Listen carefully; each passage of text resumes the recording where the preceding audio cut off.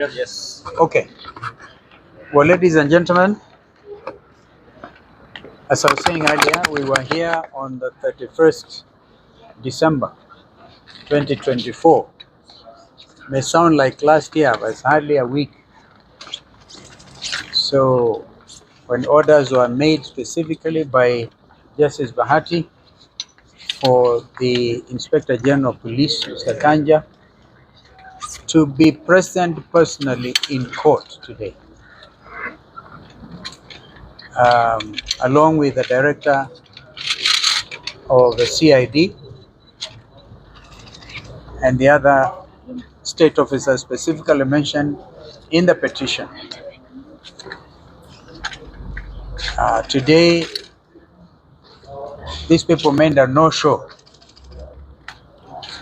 but Justice Bahati is again very clear that Inspector General of Police must appear in person on the 27th, is it? 27th of this month. In the meantime, two abductees, Stambisi and Kevin Mogomi. Kevin was added as the 8th petitioner applicant, that they similarly also receive and get to know their liberty. This is why we are here.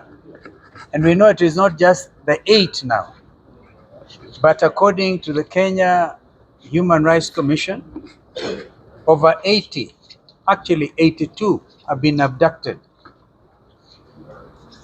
between July and now.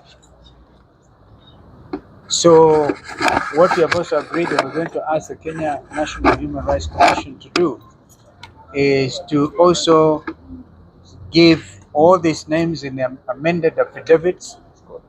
We are not going to let this matter go. We gave our pledge as the loyal opposition that we will remain with the people of Kenya. And 2025 is going to be action year.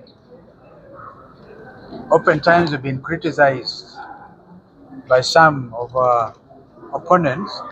Say, what are you offering? We are literally here on the ground to assure Kenyans that will ensure the wheels of justice continue to move. Albeit, we are aware of the other concerns about the shortcomings in the judiciary. By the way, I should have added the name of Yusuf Hassan Ahmed. Yeah? Zainab? Yeah, Hussein. Yeah, Hussein Ahmed was also been missing. And his matter is before Justice Mwita. So we will ensure that this is a missing person, is a member of the county assembly in Wajir. No explanation whatsoever. So, of course, we have here some of the ones who have known their liberty. Mr. Kavuli here, and we saw the others. MWANGI, his father, also came. And this pressure is the only thing these abduction squads of the chief abductor know. You get abducted, and then some of the sympathizers, underrating the intelligence of Kenyan people, have the audacity to say these people abducted themselves in order to cause maximum pain to their families. And others seem to know who are the abductors. The Mount Kenya jurists have made an application so that these people will also appear to shed light, particularly all those who are at this funeral event in Bungoma. And they know themselves. The majority leader, Kimani Ichugwah, seems to know.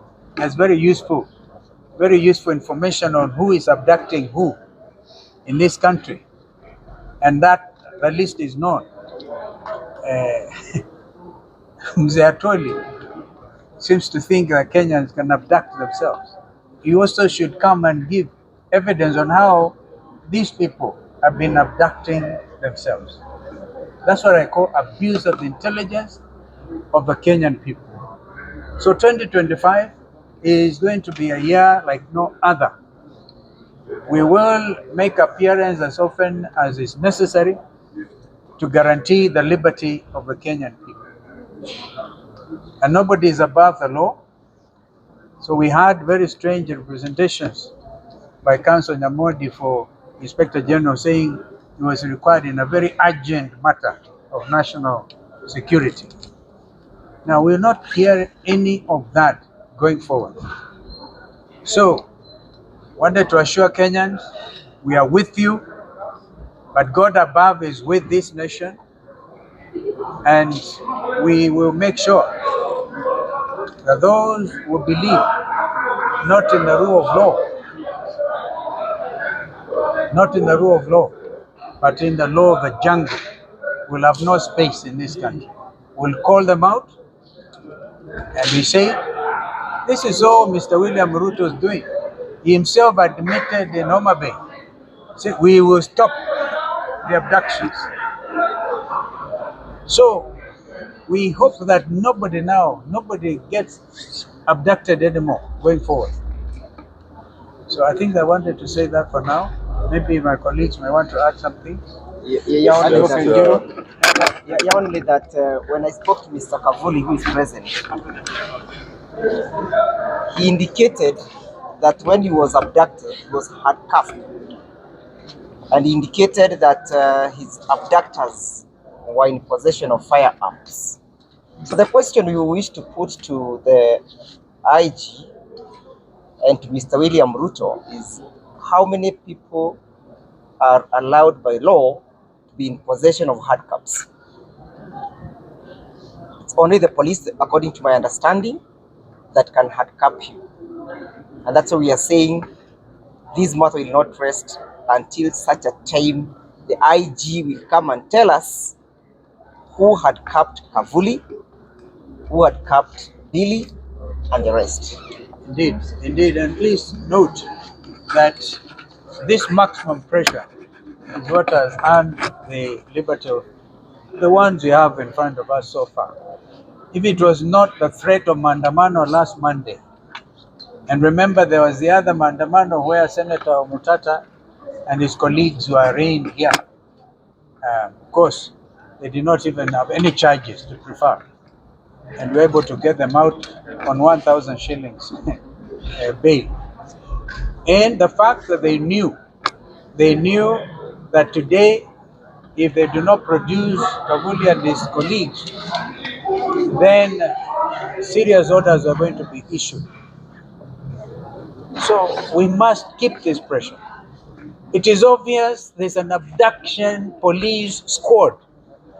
So we would want Mr. Kanja to go in history as somebody who was honest with himself and with his office.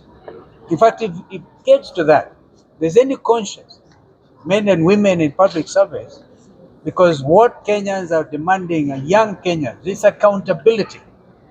Accountability. So no Kenyan will believe that story, that it is not the police who are abducting. A special squad under DCI. That is what it is, Kenyans, because we must be a country that believes in itself. We will be able to tell you, not for political gain or anything, but for the love of this nation. Thank you. I think maybe just to add to what His Excellency has said, first of all, to thank you, the media, for giving this matter maximum attention. If it wasn't for you, and particularly the father of Billy Mwangi, who turned up here on the 31st of December, we saw the cry of a parent, the cry for justice. You are able to show the whole nation and other nations what is happening in our country. So we owe it to you for revealing the pain of the abductees and their families. That is what pricked the conscience of this nation. And I think that is what has contributed to the release of some of the abductees, but not all have been released. When we were here also We were coming because our friend Senator Mtata, and he's here, he will also say a word, and his colleagues who went to protest on the issue of abductions, they had been arrested and brought to this court. Today, we are happy that all those who protested, who called for the release of the abductees, have been released, and some of the abductees have been released. But those who have not been released, as you have been said, as you have been told, must be released.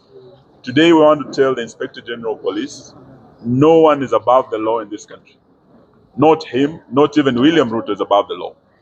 And just like the former IG Masengeli came to this court, and he was compelled to come to this court, IG Kanja must appear before this court on the 27th. And he must tell Kenyans where the remaining abductees are, including Steve and Kevin. Yeah. So that is all we want to say. But also for those who are trivializing the issue of abduction, including the majority leader in parliament. We saw him in Bungoma, Bwana Kimani Ichugwah, including kiongozi wa wafanyikazi, Francis Atwoli, Honorable Aluke, and all those who are trivializing this matter, saying these fellows have been abducting themselves. We want to tell them the issue of abduction is a very serious issue. It's a national issue, and it's a matter of international concern as well. It's in this country where Kizza Besigye was abducted. Are you saying Kizza Besigye also abducted himself? When we see Kizza Besigye in a cage like an animal in Uganda, and thank God our sister Martha Karua has come home safe, did he abduct himself and take himself to Uganda? What about the Turkish nationals who are abducted in this country? Kenya has earned a terrible global reputation because of this abduction issue.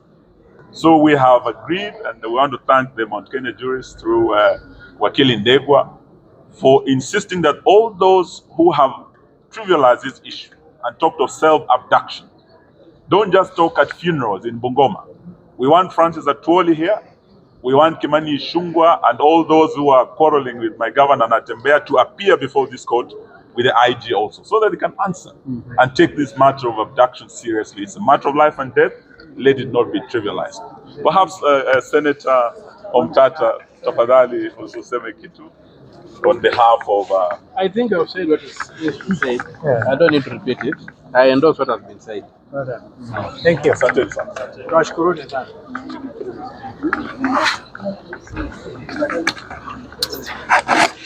Thank you.